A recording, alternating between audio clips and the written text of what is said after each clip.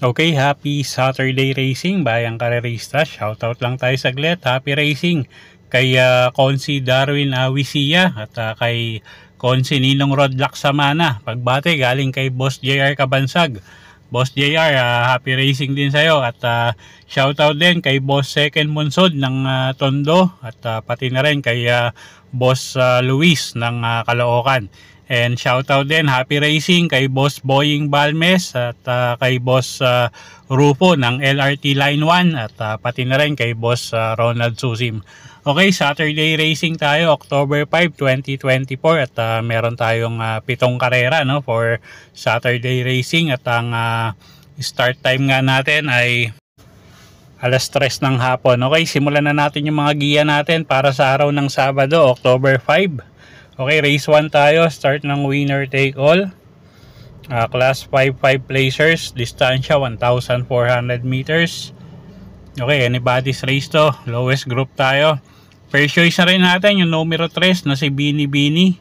Sasakay niya ni JC De La Cruz at wala tayong nakikitang pwedeng magbigay ng pressure sa harap sa kanya, no? At yun nga, ma-rate lang maayos ng hinete. Tingin ko malaki panalo niyan, numero 3, Bini Bini, baka makasolo ere. Second choice na rin natin yung mababa sa laban na numero 5 na si Color Blast. Nasasakay naman ni JRD Ocampo na alam naman natin medyo may kainaman din no, sa pagdadala nga ng mga diremating kabayo. At siya nga yung second choice natin dito. Okay, so sa race 1, first choice numero 3, Bini Bini. Second choice numero 5, Color Blast. Race 2 tayo, start ng pick 6. Class 5, 11 to 15 bracket, distansya 1,400 meters. First choice natin, numero 1 na rin, no, na si Antonio De La Mugis, JM Estorque, yung gagabay dyan at medyo mababa na rin sa grupo tong kabayong to. At gamay naman ng hinete, so tingin ko walang magiging problema. Second choice natin dito, yung kalahok numero 3 na si Batang After 7. Nasasakay naman ni AR Ramos at pwedeng pangdehado rito no, yung numero 5 na si Memory of the Sun. Magandang pangdehado yan. Okay, so sa race 2, first choice nga natin numero 1, Antonio De La Mugis. Second choice natin kalahok numero 3, Batang After 7 at pwedeng pangdehado kung kursunada nyo yung kalahok numero 5 na si Memory of the Sun. Okay, race 3 tayo. Start ng pick 5. Class 4, 22 to 27 bracket. Distansya, 1,400 meters. Okay, tingin ko medyo lamang to. Yung kalahok numero 2 na si Dakis. Sasakay ni Patty Dilema. Regular rider, gamay ng hinete. At alam naman natin sumasali sa mga stakes race to for 3-year-old, no? At yun nga, siya na rin yung first choice natin dito. Tingin ko lamang. Ang tingin kong pwedeng magbigay na rin ng laban yung kalahok numero 6 na si Mahusay Ay. Sasakay naman ni Jan Alvin Guse at gamay din ng hinete to. At pag pinaremate, tingin ko malaki panalo. Okay, so sa race number 3, first choice nga natin numero 2, Dakis. Second choice, kalahok numero 6, Mahusay Ay. Okay, race 4 tayo.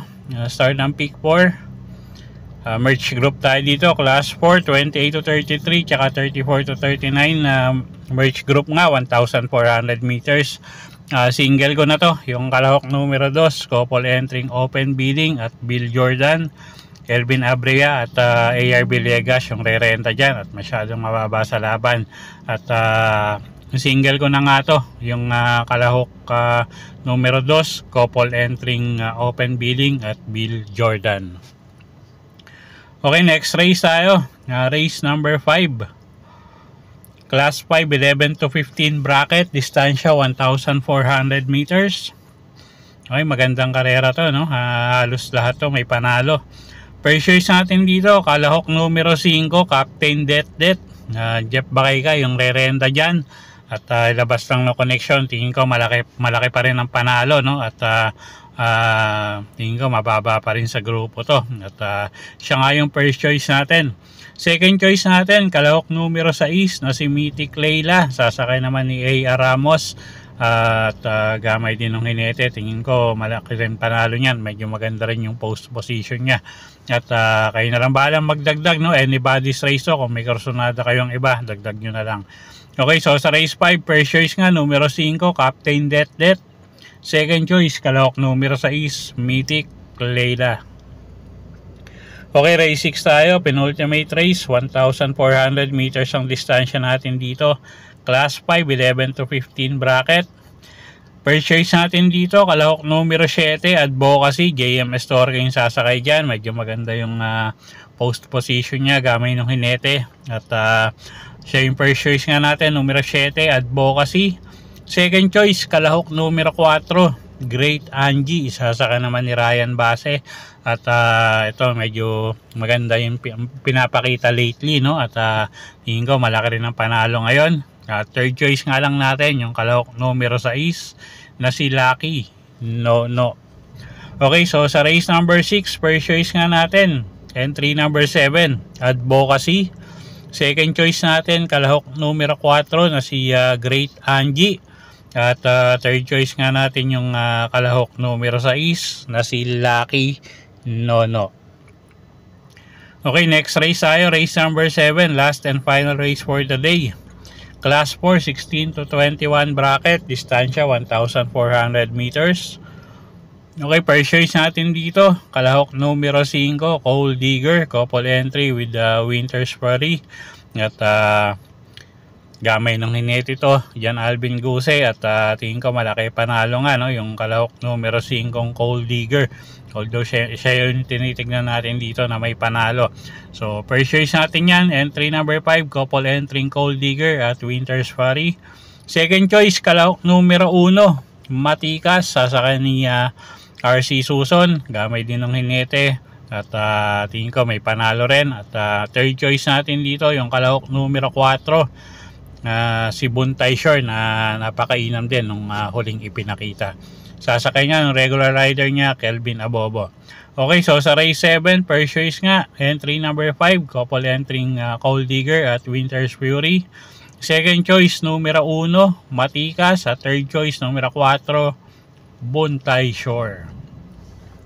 Okay, so yun po yung mga giya natin para sa araw ng Sabado, October 5, 2024. Sana po yung makatulong sa pagpili nyo ng mga tatayaang kabayo. Inuulit ko po, kayo pa rin po masusunod kung saan nyo itataya yung pinagpaguran yung pera. Good luck po at happy Saturday racing, bayang karerista.